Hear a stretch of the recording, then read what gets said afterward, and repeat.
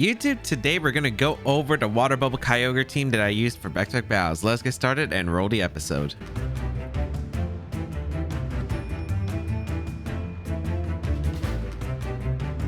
So why Water Bubble Kyogre? Well, this is an idea I had back in 2019 and I had a lot of fun making a series about Water Bubble Kyogre, and it was just really fun to play with and something I wanted to build in Series 8 but just didn't have the time to. So I wanted to use Water Bubble Kyogre once again as it could really just decimate. It's a really cool concept just having Water Bubble double the power of your water type moves. So you're already going to have to rain up usually because of Drizzle, and with the choice specs, Water Spout already an insane move. Think about how much damage it absolutely will decimate Pokemon even through Dynamax. It's kind of insane. So I wanted to bring it back, and then I saw this tweet from Joey Pokeaim MD who gave me inspiration to use this cool Bronzong set with Weather Ball and Meteor Beam, which I thought was pretty interesting of an idea, and I thought like, oh, it could work on this team, especially since I'm already having Kyogre. So I ended up fusing the two ideas together and creating this team that I have here. So how was the team formed? Well, it started off with that water bubble idea. It had Kyogre, Araquanid, and Porygon2 and Incineroar. Those were the main four I knew that were pretty much going to be on this team. Porygon2 is the most consistent Trick Room user, I feel like, for the most part, except against taunt users where you have Incineroar to usually fake out. Otherwise, Porygon2 is able to get Trick Room up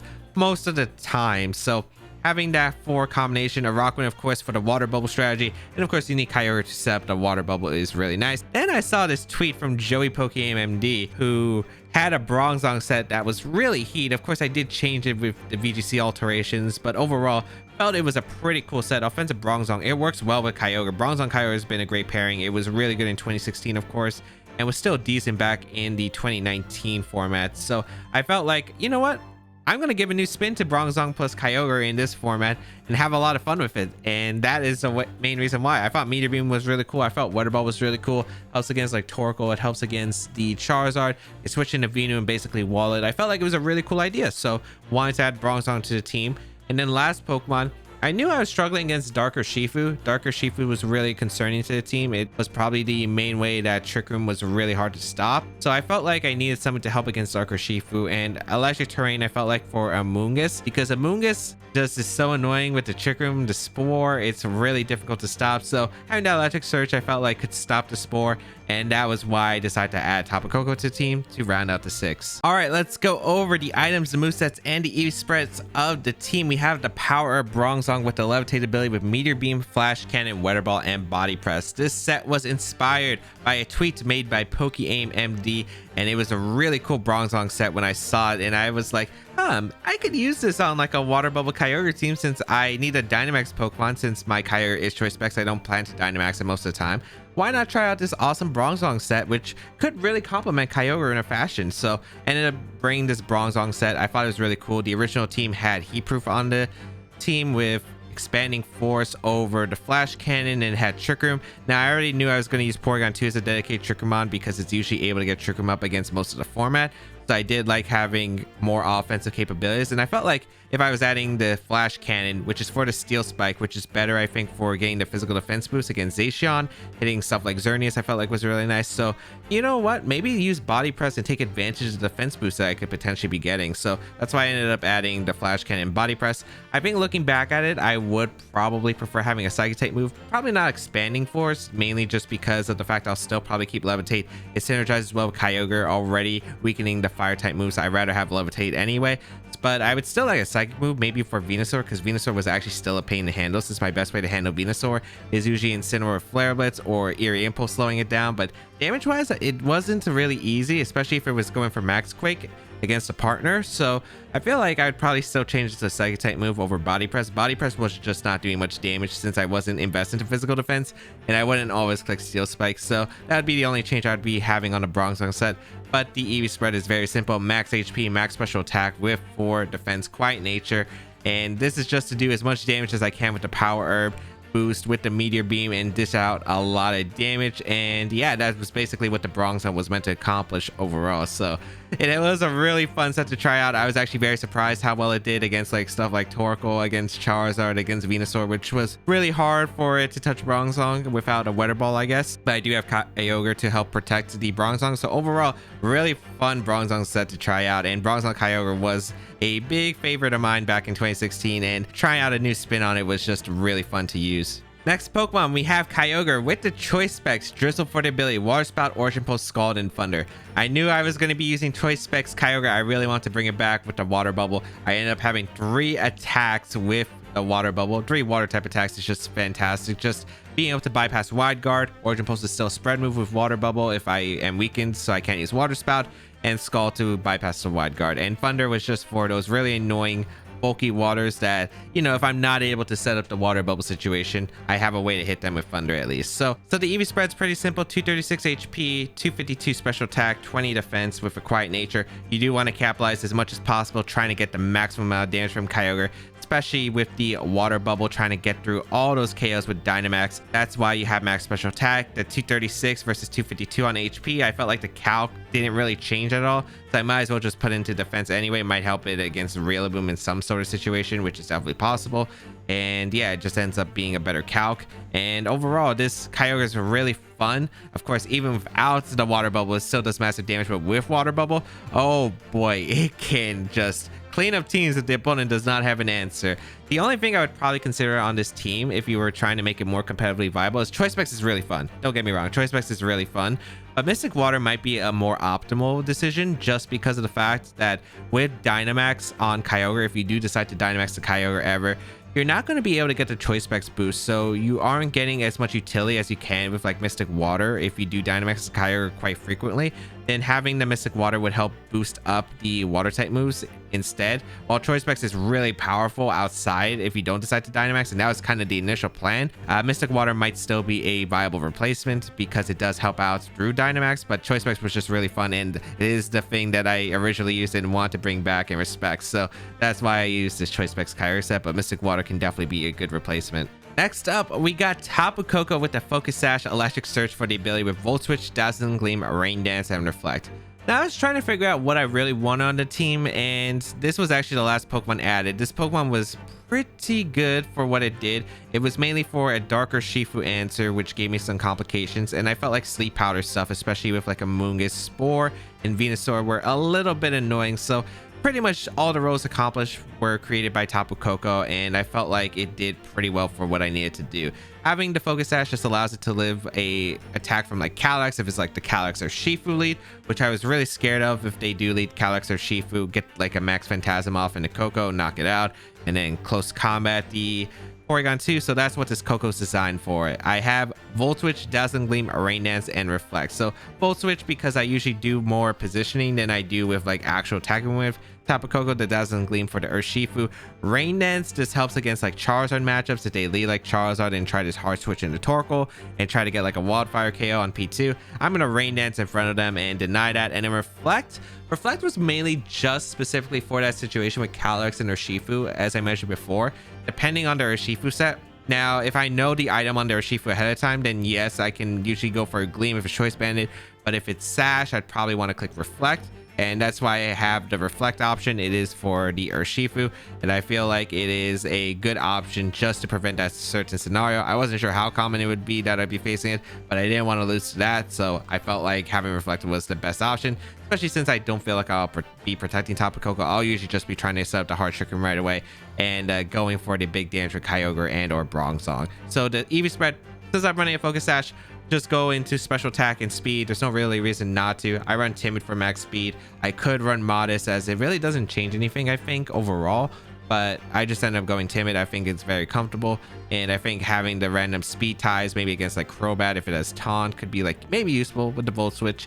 So that's the reason why I decided to go with Timid, max speed, max special attack, Tapu Koko. So now we got this Porygon2 with the Eviolite download for its ability Foul Play, Eerie Impulse, Recover, and Trick Room. Now, Porygon2 is probably one of the best Trick Room users in general. I mean, to the Calyrex Ghosts, all its Ghost type attacks, which threaten every other Trick Room on. So I think Porygon2 is the most consistent Trick Room user in the format, and that's why I want to have it on this team. I end up going with the Eviolite set with download, and Eviolite, of course, the best item on Porygon2. You're not really going to run anything else. And then download, this is mainly because originally on the team I had Shadow Ball Tri Attack instead of Foul Play and Eerie Impulse, and then when I changed it over to the Foul Play Eerie Impulse set, I didn't get to change its ability. So that is the reason why it is still download. But if you do want to try out the team, I highly recommend changing to Porygon2 to Analytic so it actually does something. I would not recommend Trace, because if you trace the Sun user's Drought, for instance, like a Torkoal or Groudon, when you send in Porygon2, that is absolutely a disaster if you already have the rain setup with Kyogre. So yeah, I think Analytic is the best ability. Foul Play, Eerie Impulse, Recover, and Trick Room. Again, I had Tri Attack Shadow Ball originally, but I felt like I wasn't really trying to do as much damage with Porygon2. I was usually just trying to set up for back game, getting Kyogre Bronzong in or Kyogre Araquanid. That was mainly the goal. So I felt like I wasn't really getting much out of the damage output, so I might as well just like slow them down. Eerie Impulse is nice for like Venusaur, Charizard, all those special attackers that could be a really big threat and hard to switch into immediately. And then I thought for the last move, you know what, I'm going to run Foul Play because I do want to wait to hit like Calyx, Shadow Rider for a decent amount, hit the Zacian sub for a decent amount. And yeah, that's why I have Foul Play on the Porygon2. And the Recover just in case I have longevity. Even though I don't really use it too much, I think it is not a bad option if I do need to set up a potential second Trick Room in the future. Now, the EV spread is very simple with a 252 HP, 220 defense, and 36 special defense. I think I grabbed this spread off Peak Analytics, and I think it was originally relaxed, but I changed it to Sassy to see if the numbers really changed. I think it did with the special defense, but overall the numbers didn't really absolutely change. So EV spread could be adjusted, but all I needed was just a bulky Porygon2 to survive attacks, and that's what Porygon2 really does with the Eviolites. So had no complications with the spread whatsoever. All right, next Pokemon, we got Araquanid with the Safety Goggles Water Bubble for the ability with Infestation, Entrainment, Rain Dance, and Protect. Now, in order to get the Water Bubble Kyogre off, this is the only Pokemon that can help accomplish the goal, having the Water Bubble Araquanid. I had Safety Goggles. I wasn't sure if I would face many Mungus with the team, so I felt like I could just have Safety Goggles in case of Rage Powder to, if they try to Rage Powder the attacks away, so I can go for the Entrainment usually. Not sure if it's the best item. I could definitely have seen Pinchberry working out in my favor immensely. Even with Conberry might have been decent overall. So I'm not sure what's the best item. I think it just depends on the situation, as I think all the items are usually situational. So I was pretty okay with having Safety Goggles. I don't really think I faced that many Amoonguses, and if they did, I don't really think the Safety Goggles came into play ever. But it was just something nice, I felt like, just in case, just to avoid the Rage Powders. So having that Water Bubble for the ability, of course, for the Entrainment onto Kyogre, even if I don't have a Water type move on to Araquanid, still needing to pass the ability on Kyogre is a really big part of this team. Infestation, Entrainment, Rain Dance, and Protect. Now, I knew I was going to have Rain Dance, Entrainment, and Protect, mainly because these are the ways to help set me up. Entrainment to pass on to the Kyogre, Rain Dance in case I can't really switch out Kyogre. If I then I have to reset the Entrainment strategy all over again. So just having a Rain Dance for those Sun modes, or just being able to Rain Dance when Rain somehow expired, I think was really nice. Protect to help for the setup, makes it easier to position Araquanid for the Entrainment and preserve it on the field. And then my last move, I wasn't sure what I wanted, so I thought about just using Liquidation, and then I felt like, that's kind of boring and they're not really attacking with Araquanid too much.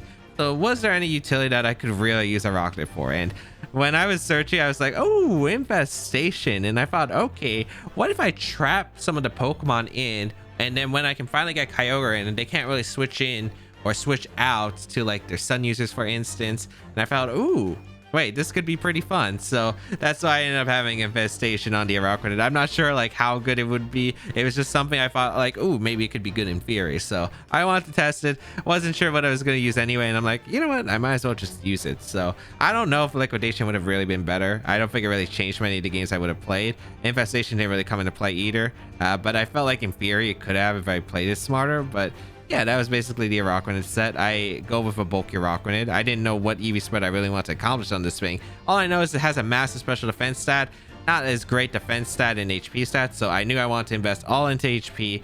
I knew I wanted to invest a lot in defense, and I felt like with Araquanid, it's really hard to KO anyway, so with the high base special defense, I didn't really need to invest in much, so I just went with Sassy Nature and give it a little bit in special defense, and then just boost up the HP and physical defense and stay with the lowest stat. And the last Pokemon, we have a Solvest Incineroar. I use it for my other team. It just helps setting up Trick Room so much easier, helps against Calyrex teams, helps against Venusaur, one of the few consistent Pokemon against Sun. I mentioned this Incineroar, it's the exact same Incineroar from the last team, but I think it is still really solid to help set up. with the Intimidated ability, Flare Blitz, Snarl, U-Turn, Fake Out. Not really much else to say. This Incineroar meant to help against Sun, help Trick Room, help pivot around to set up for the Araquanid and Kyogre situation, or maybe the Bronzong situation. It's just a really nice Pokemon to have, and I think Assault Vest Incineroar is just really good in the format, being able to take on like Venusaur Max Boost, Charizard Max Boost, you name it. I just think Incineroar is absolutely fantastic with a simple EV spread, 244 HP, 236 attack, the 76 defense, 68 special defense, and 84 speed with a Adamant Nature. Now, the EV spread I did mention before, so I'll mention it real quick again. 244 HP, because 244 versus 252, there really isn't any difference to the change in calc. And there were situations back in the old formats of 2019 where it would matter for like Super Fang or Nature's Madness between having that 50% HP remaining or 51% HP remaining could actually be a game changer. So that is something I'm just used to. Again, it didn't change the calc. Maybe it does matter for like Sandstorm, Hail Chip, on occasion, or maybe Vine Lash damage. So it really just depends. I think you can't really go wrong with either of them. I think it's a very small argument at the end of the day. Then you have 36 in the attack to help deal massive damage to Venusaur with Flare Blitz, but still having a good amount of bulk. This thing's going to live any max move from Charizard under the sun, and the speed just allows me to outspeed max speed Amoonguss by 1 point, and then just having good general bulk all around the board. Just a really solid Pokemon that helps out a Trick Room, and it did its job correctly. So how to use the team and what are the most common leads with the team? Overall, the team is more of a gimmick, but it's just really fun. It's mainly to get the water bubble onto the Kyogre under Trick Room and have Kyogre do the massive amount of damage with Water Spout in the rain under the Trick Room with this big powerful water bubble ability transferred over to it. Just allows it to decimate teams under the right positions.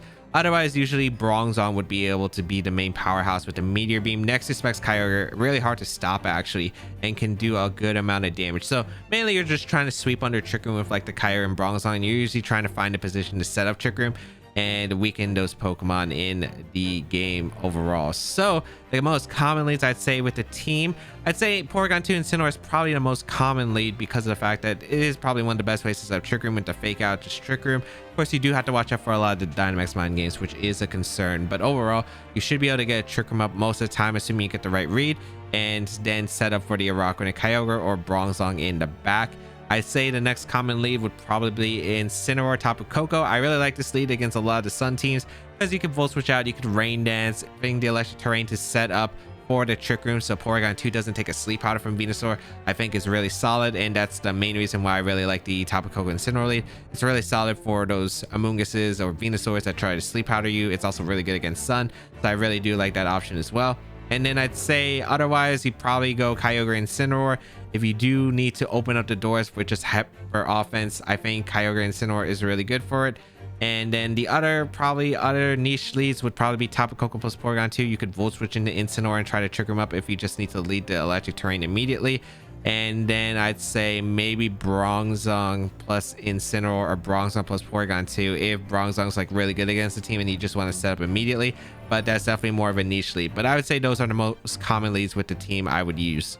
And that is gonna be the end of the video. I hope you all enjoyed the thought process of what went behind the Kyogre and the Bronzong team. I hope you all enjoyed it. It is not the most solid team, but it is a really fun team that I just want to try around, get some of the ideas out, and yeah, it was pretty fun to play with. If you did enjoy it, please leave a like down below, leave a comment down below. It really does help out. And you can try out the rental code because the team will be available for 2 weeks before the code expires, but there is a paste available in the description down below if you do want to try it out. Make sure you go check that out. But otherwise, thank you all for tuning in. Have a great day, people, and until we battle again, I'll catch y'all later.